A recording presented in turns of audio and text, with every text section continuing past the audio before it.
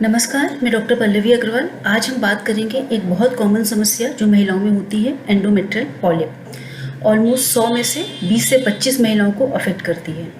तो सबसे पहले हम जानेंगे पॉलिप होते क्या हैं।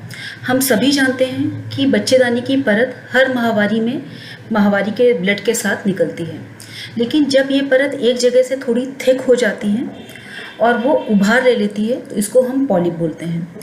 पॉलिप दो तरह के हो सकते हैं, स्टॉक के साथ जिसको हम पेडुंकुलेटेड बोलते हैं, और विदाउट स्टॉक जिसको कि हम सेसाइल बोलते हैं।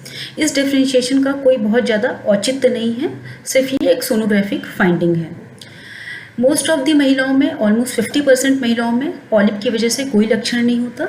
जिन 50% महिलाओं में लक्षण होता है उनमें माहवारी की समस्या, माहवारी बहुत ज़्यादा जाना या फिर माहवारी के बीच बीच में ब्लड जाना, सफ़ेद पानी की समस्या, या कुछ महिलाओं में पॉलिप की वजह से ये भी हो सकता है कि उनको प्रेगनेंसी नहीं हो रही हो। जब हम सोनोग्राफी के माध्यम से हमें पता चलता है कि पॉलिप है तो हमें सोनोग्राफी में कुछ और चीज़ें भी देखनी होती हैं।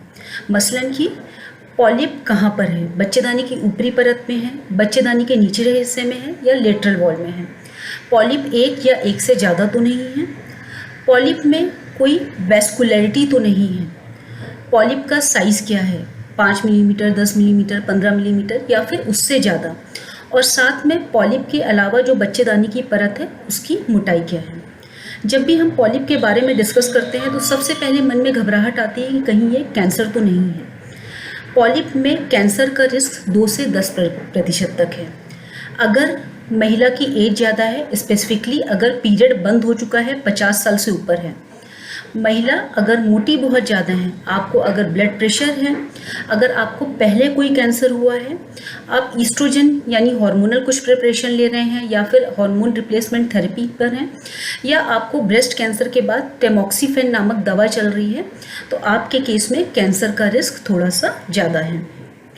ट्रीटमेंट की अगर हम बात करें तो कुछ केसेस में पॉलिप को वैसे ही छोड़ दिया जाता है। अगर आपको कोई सिम्टम्स नहीं है, आपकी फैमिली कंप्लीट है यानी आपको प्रेगनेंसी की आवश्यकता नहीं है और आपकी एज बहुत कम है, पॉलिप का साइज 10 मिलीमीटर से कम है, तो आपको ऑब्जर्वेशन के लिए छोड़ दिया जाता है। ऑलमोस्ट 1/3 ऑफ द पेशेंट्स में पॉलिप अपने आप माहवारी के ब्लड में निकल जाते हैं।